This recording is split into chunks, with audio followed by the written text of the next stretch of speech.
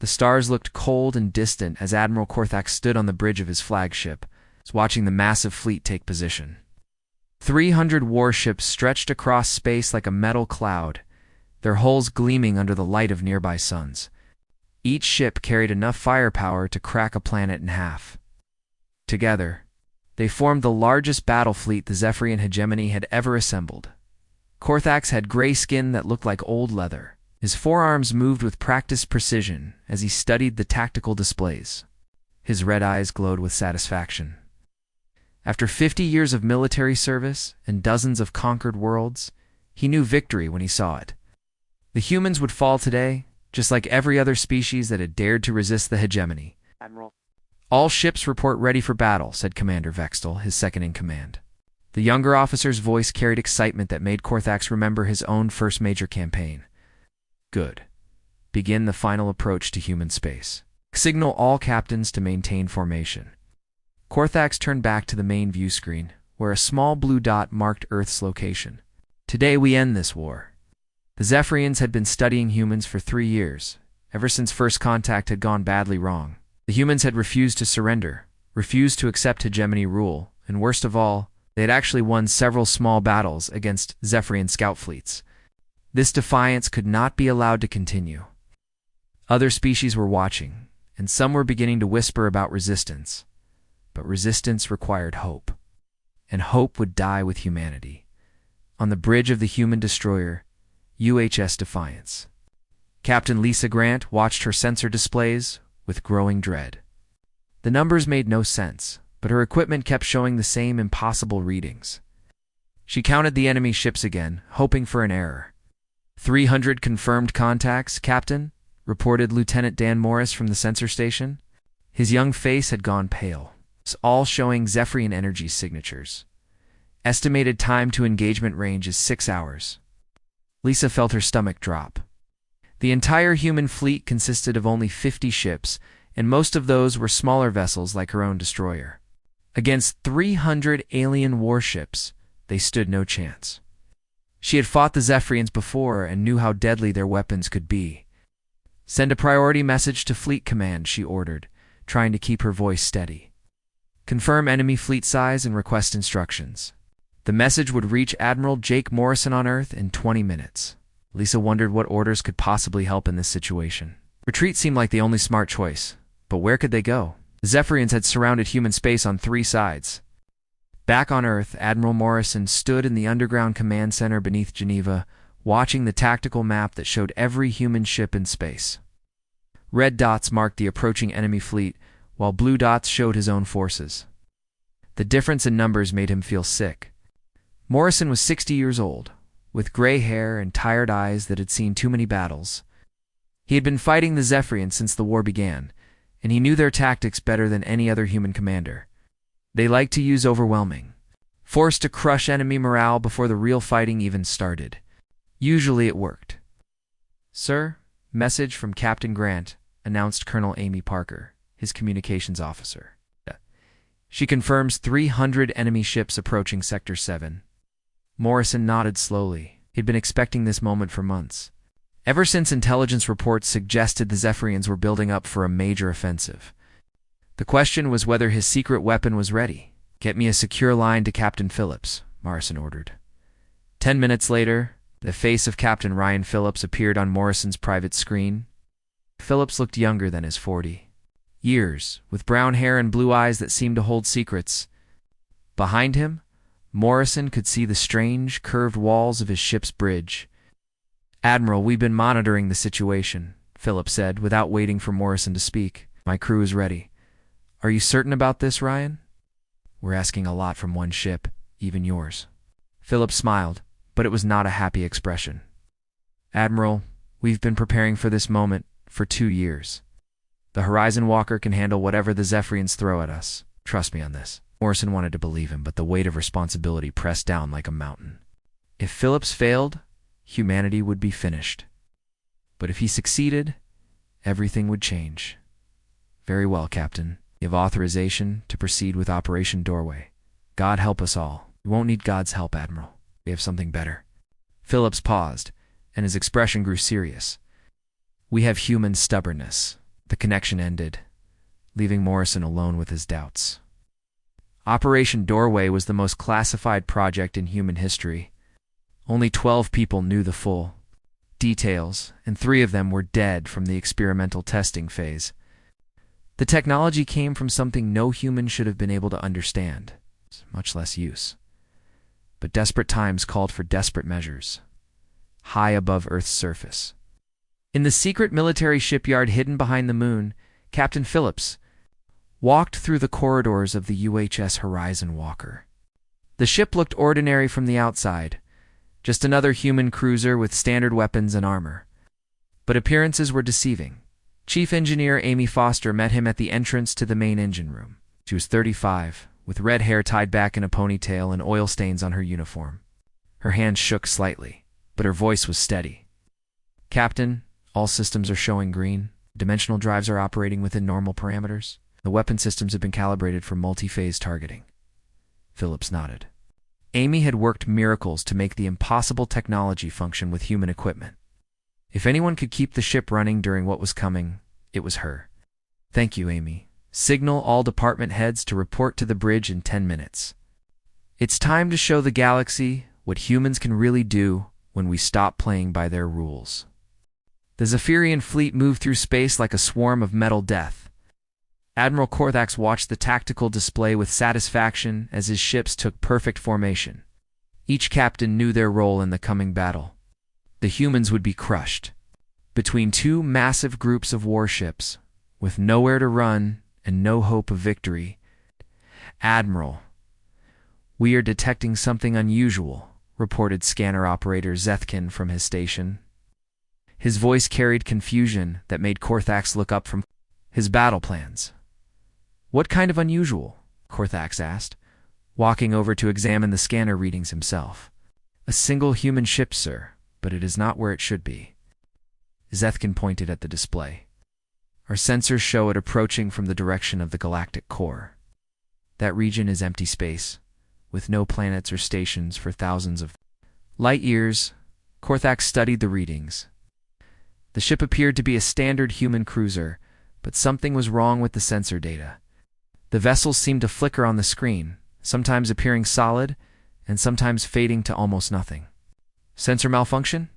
he asked. "No, sir, all equipment is working perfectly. The ship is really there, but it keeps phasing in and out of normal space. I have never seen anything like this before." Commander Vextall joined them at the scanner station. "Perhaps it is some kind of human stealth technology. They are known for their tricks." Korthax laughed, a sound like grinding metal. "1 ship against 300? Even if they have new technology, what can 1 vessel do against our entire fleet?" On the bridge of the UHS Horizon Walker, Captain Ryan Phillips stood calm and ready. As his ship moved through dimensions that most beings could not even imagine, the normal laws of physics bent around his vessel like water around a stone. Through the viewports, space looked strange and twisted, with stars appearing in impossible colors. "Captain, we are approaching the enemy fleet," reported navigation. Officer Steve Hayes. He was 28 years old, with steady hands and eyes that had learned to see beyond normal space. Dimensional displacement is stable at 67%. "We are existing in normal space in 3 parallel dimensions simultaneously." Phillips nodded. Steve was one of only 5 humans who could navigate the twisted reality around the horizon. Walker. The young man had spent 2 years training to think in ways that made most people's minds hurt. "Tactical Officer Carter, report on enemy positions," Phillips ordered. Ben Carter looked up from his weapon controls. He was 32, with black hair and scars on his hands from the experimental testing phase. 300 ships in standard. "Attack formation, Admiral. They are moving to surround our main fleet, but they have not detected our true position yet." "What do their sensors show?" Phillips asked. "They see us as a normal ship approaching from the galactic core. Our dimensional phasing is making their equipment give confused readings." Chief Engineer Amy Foster spoke from her station near the back of the bridge. "Captain, the dimensional drives are running perfectly. We can maintain current phase levels for 6 hours before needing to return to normal space for cooldown." Phillips smiled. 6 hours would be more than enough time to show the Zephrians that humans did not always fight fair. Science Officer. Sullivan, explain to our friends what they are about to see, Phillips said, activating the ship's communication system. Lieutenant Commander Kate Sullivan stepped forward. She was 35, with brown hair and eyes that sparkled with intelligence. Kate had been part of the original research team that unlocked the secrets of dimensional technology. This is the UHS Horizon Walker to Zephrian fleet, Kate said, into the communication device. You are about to witness capabilities that your science cannot explain. We recommend you withdraw from human space immediately. The response came quickly. Admiral Korthax's harsh voice filled the bridge. Human vessel, you are outnumbered 300 to 1. Surrender now, and we will consider allowing your crew to live as prisoners. Phillips took the communication device from Kate. Admiral Korthax, this is Captain Phillips. I have a better idea. Why don't you try to catch us first? Before the Zephrian admiral could respond, Phillips gave the order his crew had been waiting for. Steve, execute phase shift pattern alpha. Ben, prepare weapons for dimensional targeting. Amy, give me full power to all systems. The Horizon. Walker suddenly appeared in 3 different locations around the Zephrian fleet. To the alien scanners, it looked like 3 separate ships had appeared from nowhere, but these were not copies or illusions. The same ship was existing in multiple dimensional states, each one solid and real. Impossible, whispered Zephkin. As he watched his scanner display, one ship cannot be in 3 places at once. Korthax felt the first touch of concern. His military training had prepared him for many situations, but not for enemies that ignored the basic laws of reality. All ships maintain formation. Prepare to engage the human vessel. Which one, Admiral? Asked Commander Vextel. Our sensors? Show 3 separate ships. All of them, Korthax growled. Divide our fleet into 3 groups and surround each target. But as the Zephrian ships moved to attack, the Horizon Walker demonstrated another impossible ability. The 3 versions of the ship began to move in ways that made no sense. One appeared to fly backward through time, while another seemed to exist in 2 dimensions instead of 3. Oh. The 3rd version simply vanished and reappeared randomly throughout the enemy formation. Captain, they are trying to surround us, Ben, Carter reported. 40 ships moving toward each of our dimensional positions. Perfect, Phillips replied. Let them get close. Kate, are you ready to give them a science lesson they will never forget? Kate Sullivan's hands moved over her control panel with practiced skill. Dimensional weapon systems are online, Captain. Target locks established on all approaching enemy vessels. Fire when ready. The Horizon Walker's weapons were unlike anything ever seen in space combat. Instead of energy beams or missiles, they fired controlled tears in the fabric of reality itself. The weapons struck 12 Zephrian ships simultaneously, but instead of explosions, the vessels simply ceased to exist in normal space. Where did they go? Vextel asked, staring at the scanner display where 12 ships had vanished completely. Us. Somewhere else, Korthax replied grimly. His confidence was beginning to crack. Send a message to High Command. We need reinforcements immediately. How many ships, Admiral? Korthax looked at the tactical display where the human vessel continued to phase in and out of reality like a ghost. All of them. Send every ship we have. The Zephrian fleet moved to surround the 3 versions of the Horizon Walker. But their careful battle plans fell apart when the human ship did something that broke every rule of space combat. Instead of running or fighting back in normal ways, the vessels simply passed through their energy barriers like they were made of air. Admiral Korthax watched in growing horror as 40 of his best ships fired their most powerful weapons at the human vessel.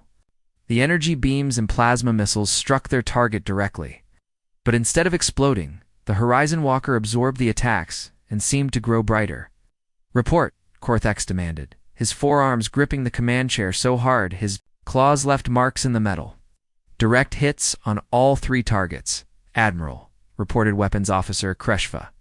But our sensors show no damage to the enemy ship. In fact, it appears to be using our own weapons fire to power its systems. Commander Vextel stared at the tactical display in disbelief. Admiral, the human ship is now moving through our formation. It is passing through our vessels like they are not there. On the bridge of the Horizon Walker, Captain Phillips watched the alien fleet try to understand what was happening to them. The Zephrians were good soldiers and experienced fighters, but they had never faced an enemy that could bend reality itself. Kate, explain to them what they are seeing, Phillips said to his science officer. Lieutenant Commander Kate Sullivan activated the communication system. Her voice carried the calm tone of a teacher explaining a simple lesson to confused students. Zephrian fleet, you are experiencing combat in higher dimensional space. Your weapons and barriers exist only in 3 dimensions. We are fighting from 4 dimensions, which means we can move through your defenses like you would move through a flat drawing on paper. The response from Admiral Corthax was filled with anger and frustration. Impossible. No species has ever developed technology that can manipulate dimensions. Our scientists say it cannot be done. Your scientists are wrong, Kate replied. 3 years ago, we discovered that reality has many more layers than anyone realized. Most species think in straight lines and simple patterns. Humans learned to think in circles and twisted shapes. Phillips took over the communication. Admiral, we are not trying to destroy your entire fleet. We are trying to teach you a lesson. Leave human space now, and no more of your ships will disappear. Disappear! Corthax shouted. What have you done with my vessels? They are safe, Phillips answered. They exist in a parallel dimension where time moves differently. Your crews are alive, but they are experiencing the same moment over and over again until we decide to bring them back. The truth was even stranger than Phillips explained. The 12 Zephrian ships had been displaced into a pocket dimension where they would remain until the battle was over. The crews were alive but frozen in time, experiencing the same second forever until the Horizon Walker released them. Navigation. Officer Steve Hayes looked up from his control panel. Captain, the enemy is trying a new approach. They are attempting to create a gravitational field around us. Phillips studied the tactical display. The Zephrians had arranged 50 ships in a perfect circle and were using their engines to create artificial gravity. It was a smart plan that might have worked against a normal vessel. Ben, show them why gravity cannot hold us, Phillips ordered. Tactical. Officer Ben Carter smiled as he activated the ship's dimensional drives. The Horizon Walker suddenly existed in 5 different dimensions at once, each version moving in a different direction. From the Zephrian viewpoint, it looked like the ship had become a ghost that could not be touched by any physical force. Gravitational. Field has no effect, Admiral, reported scanner operator Zephkin. The human ship is somehow existing outside normal space-time. Corthax felt something he had never experienced in 50 years of military service. Fear. Not fear of dying, which was part of any soldier's life, but fear of the unknown. His enemy was using powers that made no sense, fighting with weapons. That ignored everything he knew about warfare. All ships, emergency scatter pattern, he ordered. Put distance between us and the human vessel. But as the Zephrian ships tried to retreat, the Horizon Walker demonstrated another impossible ability. It appeared in front of each fleeing vessel simultaneously, blocking their escape routes without actually stopping them from moving. Chief Engineer? Amy Foster reported from her station. Captain, dimensional strain is at 30%. We can maintain current operations for 4 more hours. More than enough time, Phillips replied. He opened communications to the entire Zephrian fleet. Admiral Corthax, you have seen what we can do. Your ships cannot hurt us, cannot escape us, and cannot understand us. But we are not monsters. We do not want to fight a war that will destroy both our peoples. What do you want? Corthax asked, his voice quieter now. Simple. Take your fleet back to Zephrian space.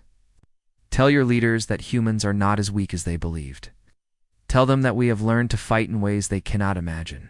Tell them that if they come back, we will be ready. Kate Sullivan added her own message.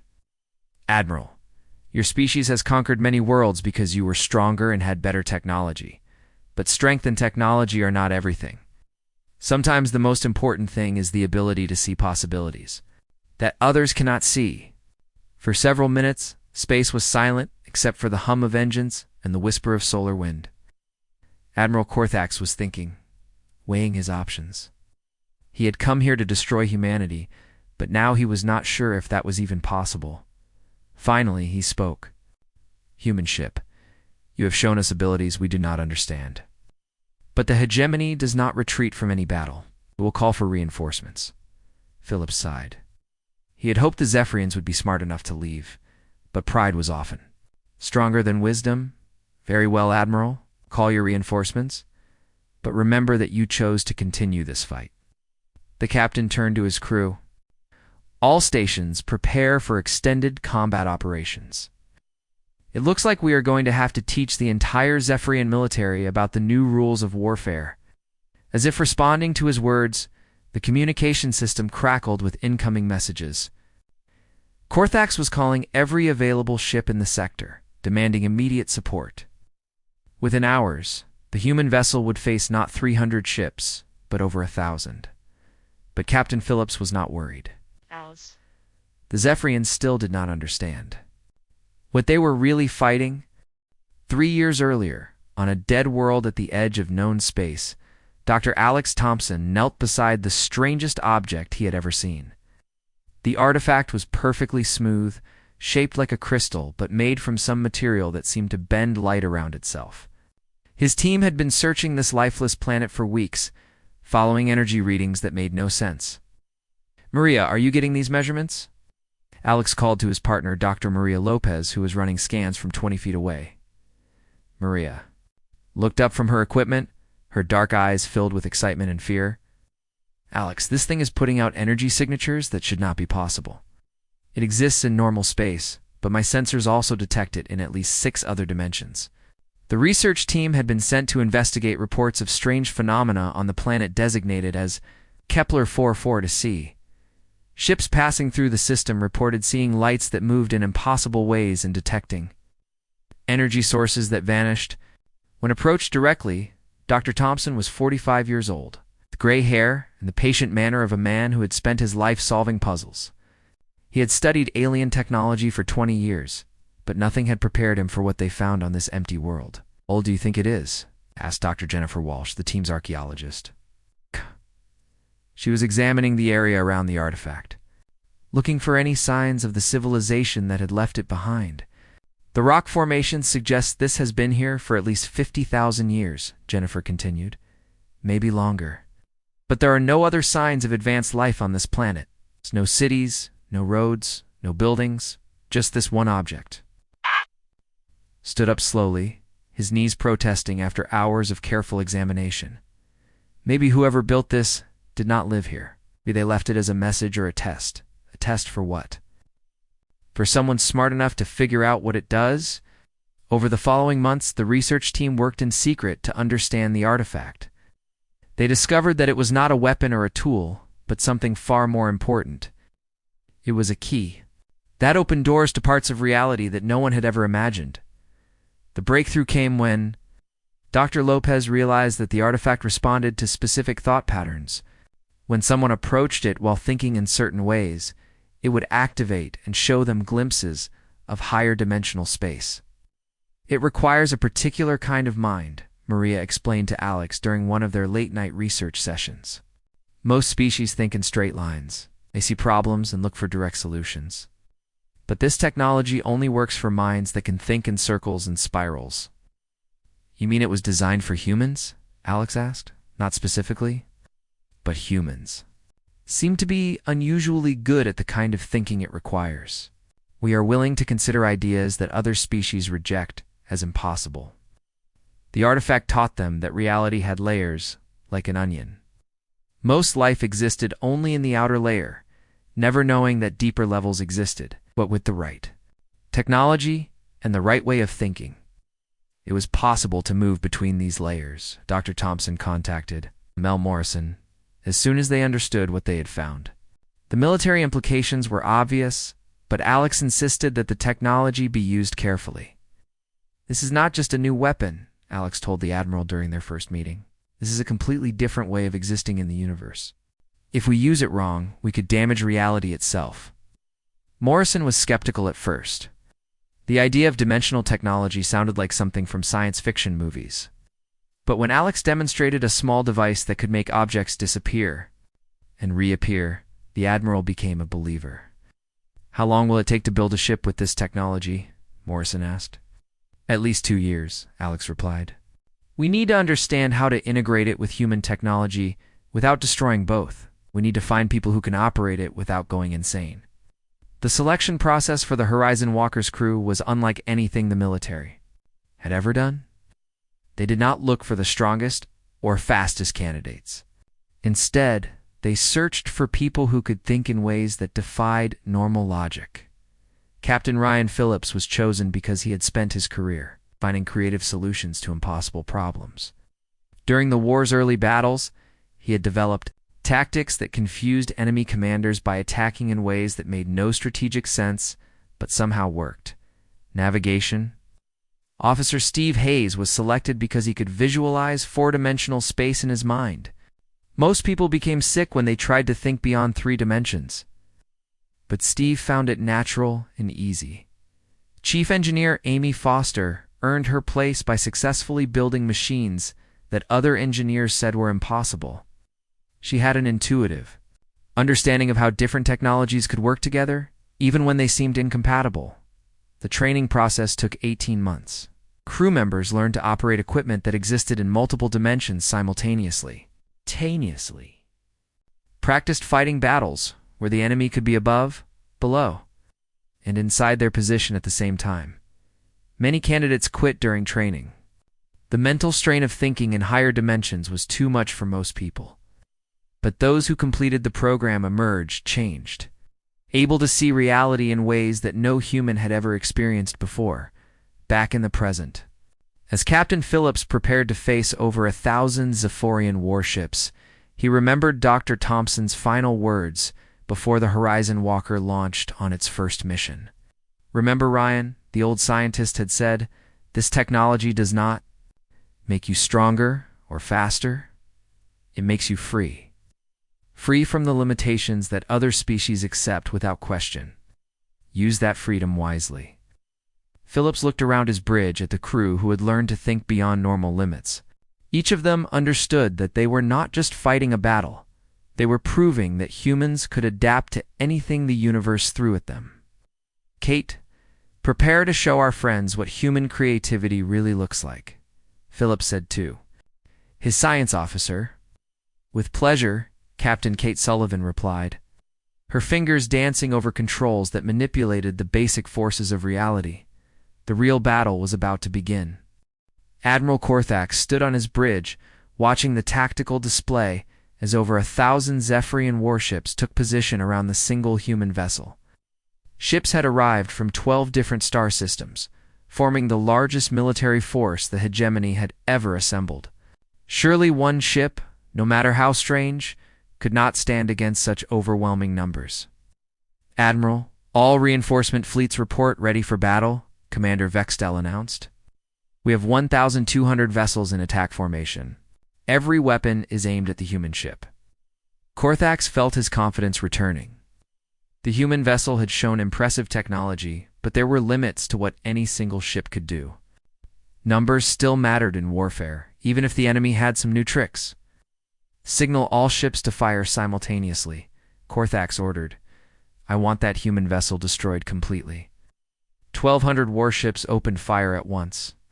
The combined energy output was enough to vaporize a small moon, space filled with brilliant beams of plasma and streams of antimatter missiles. All aimed at the Horizon Walker's position. Captain Phillips watched the massive attack approaching and turned to his navigation. "Officer, Steve, initiate temporal displacement pattern. Send them a message they will not forget." Steve Hayes nodded and activated controls that most people could not even look at without getting headaches. "Temporal displacement active, Captain Merle. Are now existing 3 seconds ahead of the present moment." The Zephrian attack struck empty space. The Horizon Walker had moved 3 seconds into the future, so the weapons fired at where the ship had been, not where it was. To the alien crews, it looked like their target had simply vanished at the moment of impact, but the real surprise came next.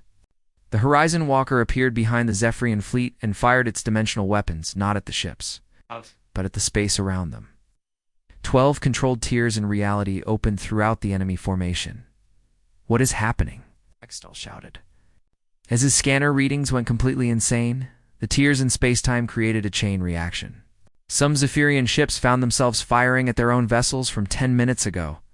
Others discovered they were fighting copies of themselves that had been pulled from parallel dimensions. A few unlucky crews watched in horror as their ships became trapped in loops, repeating the same movements over and over. Commander Steve Hayes reported from his station. Captain, enemy fleet displacement is complete. 200 ships have been sent back in time by 15 minutes. 300 are now fighting temporal echoes of themselves. The remaining 700 are trapped in causality loops. Tactical Officer Ben Carter studied his targeting display. With amazement, sir, we are hitting targets before we fire our weapons. The temporal displacement allows us to shoot at where enemies will be, not where they are. Admiral Korthax stared at his tactical screen in complete confusion. Half of his fleet was fighting ghosts, a quarter was attacking empty space, and the rest were shooting at targets that had not appeared yet. His carefully planned formation had become a chaotic mess where cause and effect no longer followed normal. Rules all ships cease fire, he ordered desperately. Group at coordinates 77 Alpha. But even his orders were being affected by the dimensional chaos. Some ships received the command before he sent it, others got it 15 minutes late. A few heard multiple versions of the same order from different points in time. Lieutenant Commander Kate Sullivan watched the enemy fleet tear itself apart and explained what was happening to her own crew. We are not just fighting in three-dimensional space anymore. We are fighting across multiple timelines simultaneously. Every shot we fire creates ripples through the past and future. Captain Phillips opened communications to the Zephrian fleet. Admiral Korthax, you wanted to see what happens when you bring overwhelming force against human technology. No, we do not fight your ships. We fight the space and time around your ships. The response came from multiple sources, as different versions of Korthax replied from various timelines. How do we stop this? Our fleet is destroying itself, Simple Phillips replied. Withdraw all remaining ships from this sector. Order them to return to Zephrian space immediately. Once they are gone, we will repair the damage to local space-time. Chief. Engineer Amy Foster reported from her station. Captain, dimensional strain is reaching critical levels. The local space-time fabric cannot handle much more manipulation. Phillips knew they were walking a dangerous line. The technology that gave them such power could also tear holes in reality that might never heal. Dr. Thompson had warned them about pushing too hard, too fast. Steve, begin temporal stabilization procedures, Phillips ordered. Bring all displaced ships back to normal time, but keep them confused enough that they cannot reorganize for another attack. Navigation Officer Hayes worked his controls with the skill of someone who had learned to think in 4 dimensions. Nice. Slowly, the chaos around the Zephrian fleet began to settle.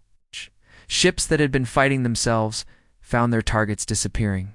Vessels trapped in time loops were released back into normal space, but the damage was done. The Zephrian formation was completely broken. Ships drifted in random directions, their crews too shaken to follow orders. Many captains were reporting equipment failures and crew members who claimed to remember fighting battles that had not happened yet.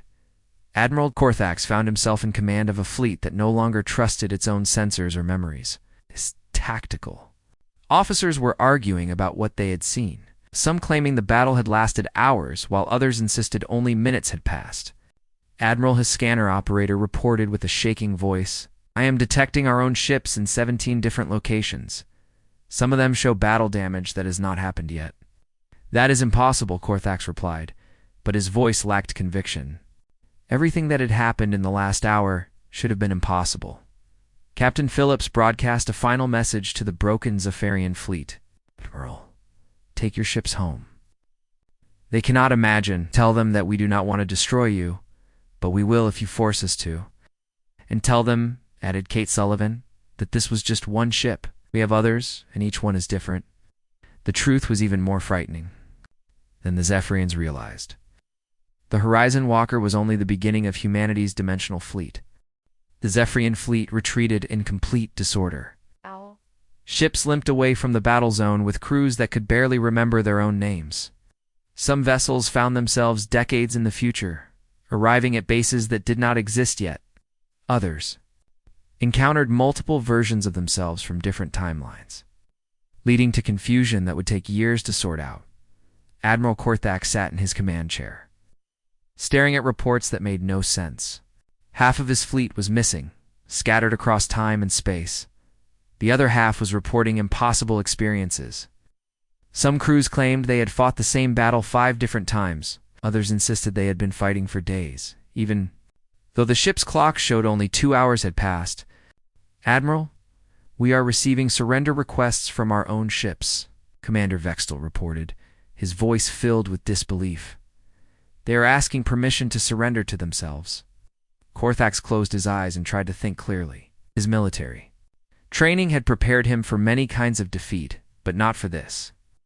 How could he write a report explaining that his fleet had been destroyed by one ship that seemed to exist in multiple realities at once? Send a priority message to High Command, he finally ordered. "Tell them that human military capabilities have been severely underestimated. Recommend immediate cessation of all hostile actions against human space." "What reason should I give, Admiral?" Korthax looked at the tactical display where the human ship still flickered between dimensions like a ghost. "Tell them the humans have learned to fight wars that we cannot understand." On the bridge of the Horizon Walker, Captain Phillips watched the alien fleet disappear into the distance. His crew had performed perfectly, but he knew this was only the beginning. Their species would hear about what happened here, and some would want to test human capabilities for themselves. Navigation Officer Hayes set course for Earth. Phillips ordered Chief Engineer Foster begin shutdown procedures for the dimensional drives. Amy Foster nodded and started the careful process of bringing the ship back to normal space. "Captain, all systems performed within acceptable parameters. No permanent damage to the space-time fabric in this region." "Good work, everyone," Phillips said to his crew. "Kate, prepare a full report for Admiral Morrison. Include everything we learned about large-scale dimensional combat." Lieutenant Commander Kate Sullivan was already working on her analysis. "Captain, the enemy showed several interesting adaptation attempts. They tried gravitational fields, synchronized attacks, and even attempted to jam our dimensional frequencies. None of it worked, but they learned quickly." "That's what worries me," Phillips replied. "The Zephrians are not stupid. They will study what happened here and try to develop countermeasures." Tactical Officer Ben Carter looked up from his weapon controls.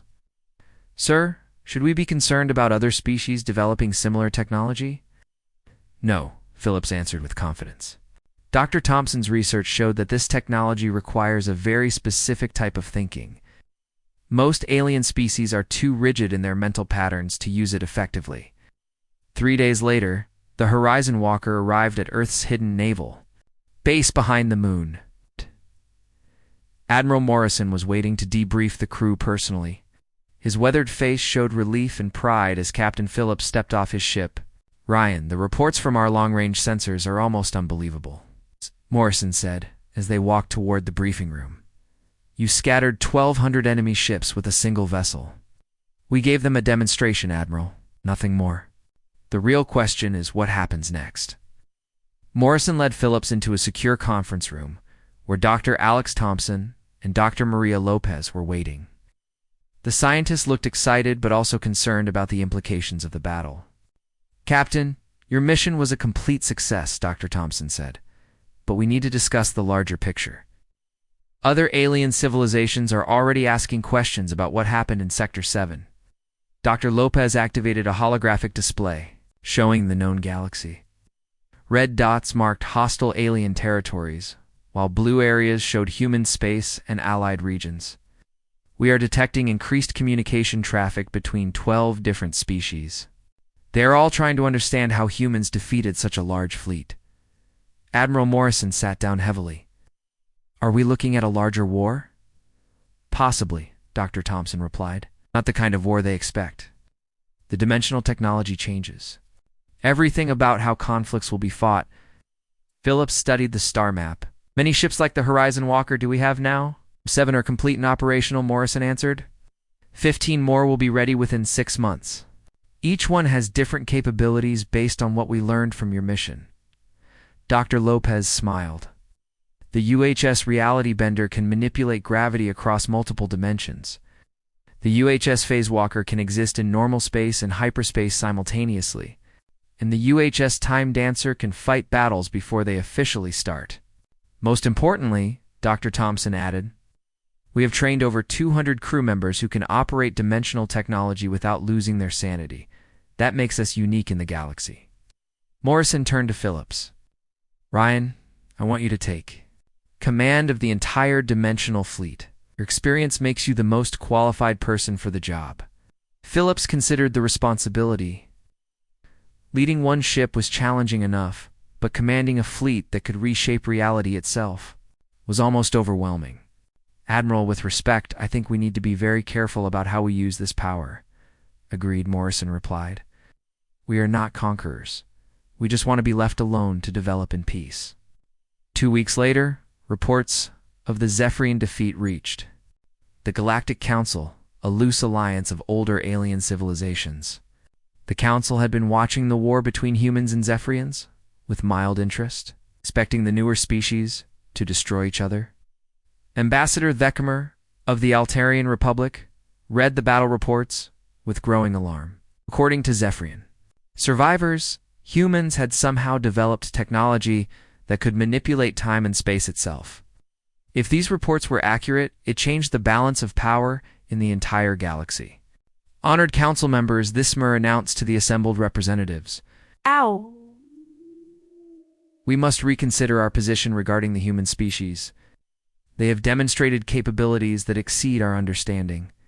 The council chamber filled with nervous whispers as other ambassadors discussed the implications. Several species had been planning their own attacks on human territory. But now, those plans seemed foolish. On Earth, Admiral Morrison stood in his command center watching new reports arrive. From across the galaxy, 3 alien species had already sent diplomatic messages requesting peaceful relations. 2 others were offering trade agreements that heavily favored human interests. Admiral, the universe is taking notice, his aide reported. Intelligence suggests that several planned attacks on our colonies have been cancelled. Morrison smiled. For the first time in months, good, maybe now we can focus on exploration and development instead of constant warfare. Captain Phillips joined the Admiral at the strategic display. Sir, the dimensional fleet is ready for whatever comes next. But I hope what comes next is peace. So do I, Ryan. So do I.